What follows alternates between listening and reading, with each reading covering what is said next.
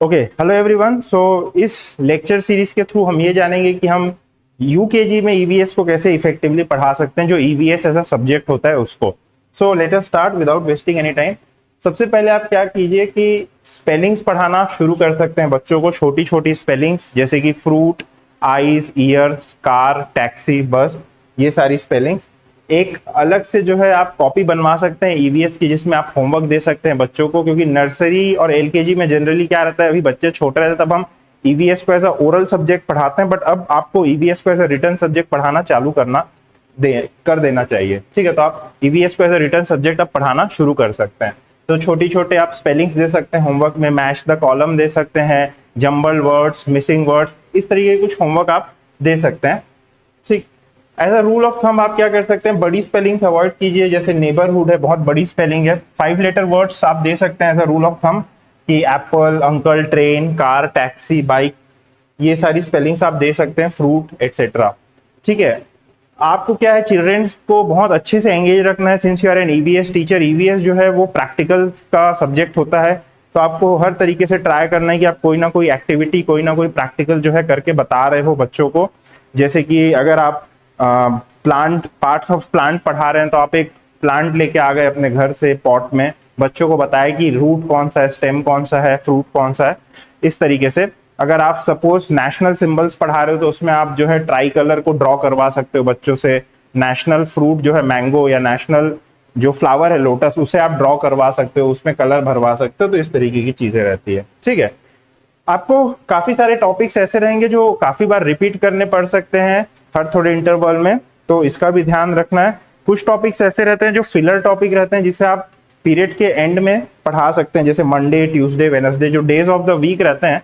तो उसे आप जो है हर समय पढ़ा, जब 5 मिनट बचा रहता है क्लास के अंत में, उस समय आप बच्चों से वो रिपीट करवा सकते हैं, जनवरी, फरवरी, मार्च, या मंडे, ट्यूसडे। तो इस तरीके से कुछ टॉपिक्स को जो है आप 5 मिनट जब बच्चा रहता है क्लास में, या जब आपकी नेक्स्ट क्लास चालू होने वाली रहती है, तो उससे पहले 5 मिनट आप उस टॉपिक को रिपीट कर सकते हैं इस तरीके से। तो 5 मिनट डेली रिवीजन कुछ टॉपिक्स के लिए बेस्ट वर्क करता है। ठीक है, always connect topic to child daily life. जैसे अगर आप कम्युनिटी हेल्पर पढ़ा रहे हो, तो पूछिए कि आप हॉस्पिटल गए थे, क्या आपने पोस्टमैन को देखा है, तो इस तरीके से। ठीक है, क्वेश्चंस पूछना एनकरेज कीजिए बच्चों को। यस नो का क्वेश्चन एटलीस्ट बच्चे पूछें, या यस नो में एटलीस्ट उनसे जवाब मांगिए, उनमें क्यूरियोसिटी जगाइए कि क्या उन्होंने कभी ट्रैफिक सिग्नल देखा है, ठीक है, क्या उन्होंने कभी साइकिल चलाई है। इस तरीके के क्वेश्चंस या तो आप बच्चों को एनकरेज करिए पूछने के लिए, या उनसे पूछिए एटलीस्ट। ठीक है, 1 एक्टिविटी पर टॉपिक मैंने जैसे बोला था, तो इससे बच्चे काफी अच्छी तरीके से सीखते हैं। लैंग्वेज सिंपल रखनी है अपने को, और जो है do not rush through chapters. ठीक है, अगर आपको थोड़ा टाइम, एक आध पीरियड एक्स्ट्रा लग रहा है, so there is no worry in that, but do not rush through the chapters.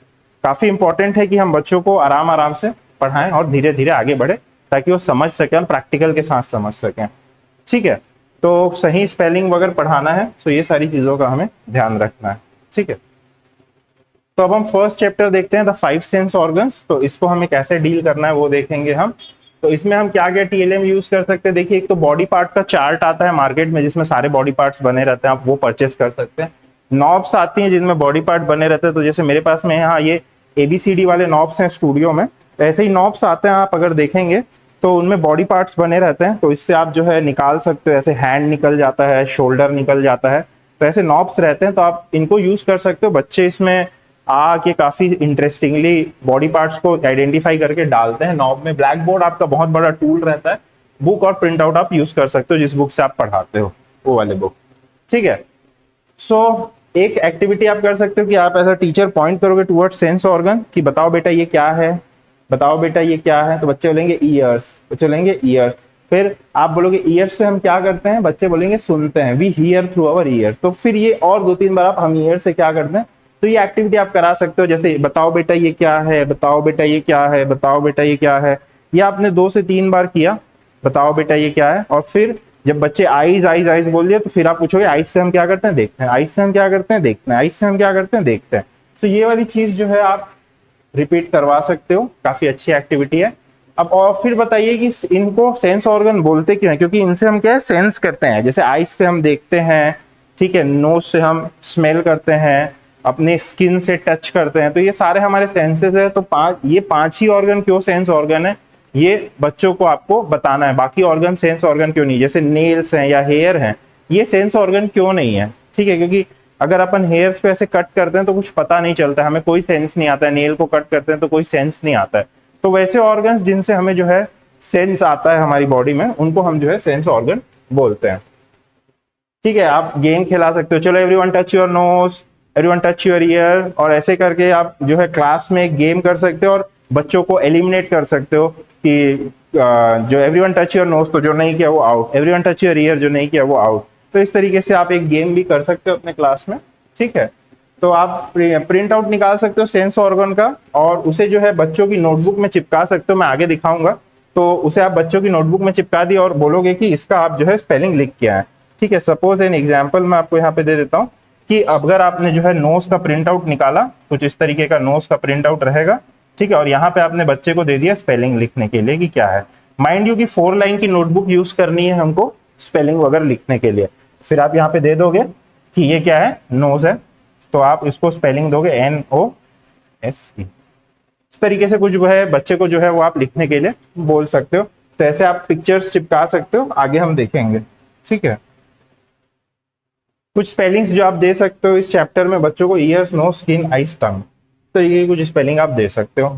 ठीक है, तो गेस द सेंस, ये वाली एक्टिविटी आप करा सकते हो। I can hear the music, तो कौन सा सेंस ऑर्गन आएगा, ईयर। स्मेल द फ्लावर, कौन सा आएगा, नोज। इस तरीके की एक्टिविटीज आप जो है कुछ करा सकते हैं।